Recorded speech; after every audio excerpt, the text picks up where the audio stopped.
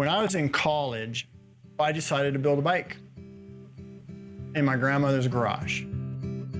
It was a really bad bike, but it stuck together and I could ride it. That's when it kind of starts to take off. I love bikes. I don't remember a time when I didn't feel that way. It's hard to explain. Bikes were just my deal.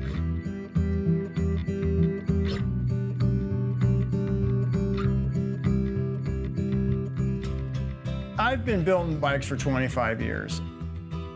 I've built thousands of bikes. I don't know that I would ever consider myself a legend. There's lots of good frame builders out there. It's probably more a consequence of marketing efforts than it is of actually being special. I think it was Richard Sachs that said, if you stand on the corner with your hand out long enough, someone's going to put some money in it eventually. We sell expensive bikes. They start at like $6,000, $8,000. They go up to a lot. It's not unusual to sell $15,000 bikes. People that aren't familiar with bikes think that's crazy. Our customers ride their bikes a lot. It's the one activity they do more than anything other than work and sleep. Bike geeks are the kind of guys that will take off their glasses and get as close to the bike as they possibly can, nitpick every teeny tiny little detail. So the expectations are pretty high. Basically, every bike we make is a show bike, essentially. They have all the performance a pro bike does, but they've just been taken up a notch. The bike will maybe aligned more accurately. Every individual little bead that's put down on a weld have to be essentially flawless. A finer paint, sanded more between coats, and buffed to a higher gloss. You know, it's one better than anything else out there. And people that spend a lot of time on their bikes notice it and want it.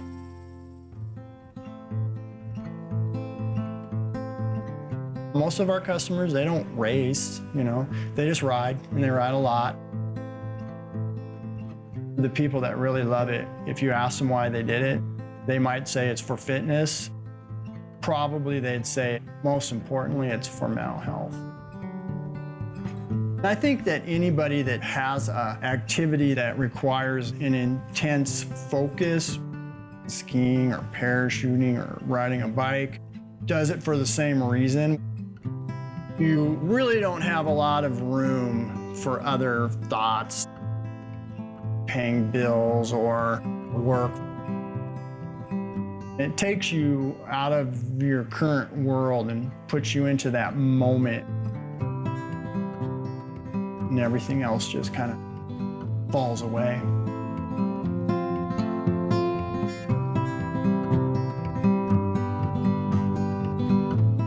Every builder's personality comes out in what they build. A lot of builders might go out of their way to add decorations and flourishes and different things because that's what they like and that's their personality. What I've always strived for was to sort of strip the bike down to the bare necessities. Everything's focused on performance. Performance can mean a lot of different things, and it's all based on that customer's priorities.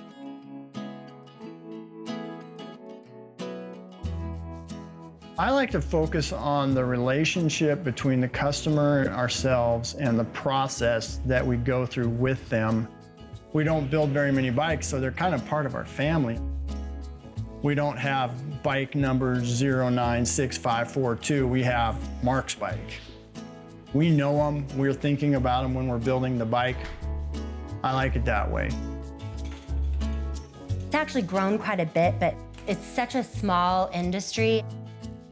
One thing that we've always done is we've been very friendly with our competitors. Carl's on the phone more with frame builders every week than he is with his customers. He's mentored different people. Everyone knows they can come and ask and get an honest answer. And I think that has a lot to do with being a Montanan. You know, you open the door for people and you say thank you and please. And I think we've taken that out into the industry and we've made it okay to be friends with each other. I had been in, I think, 9 shops now.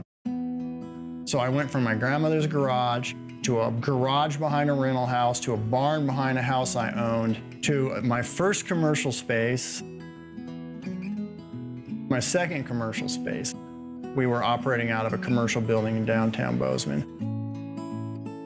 We ran that shop for a couple years, and I just didn't do a good job of it, plain and simple. I wasn't a very good manager. I wanted to focus on craft.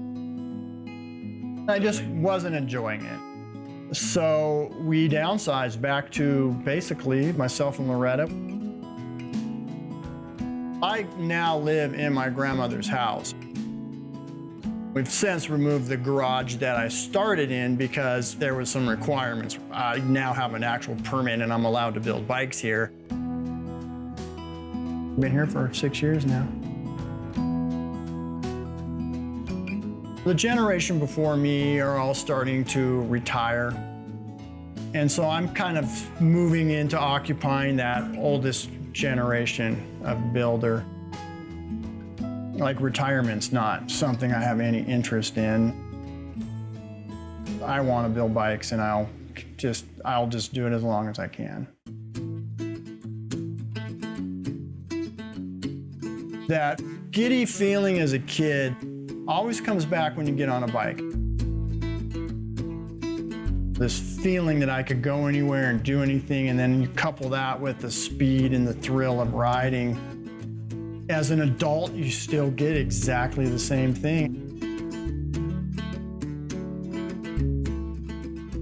It's just, you know, it's intoxicating.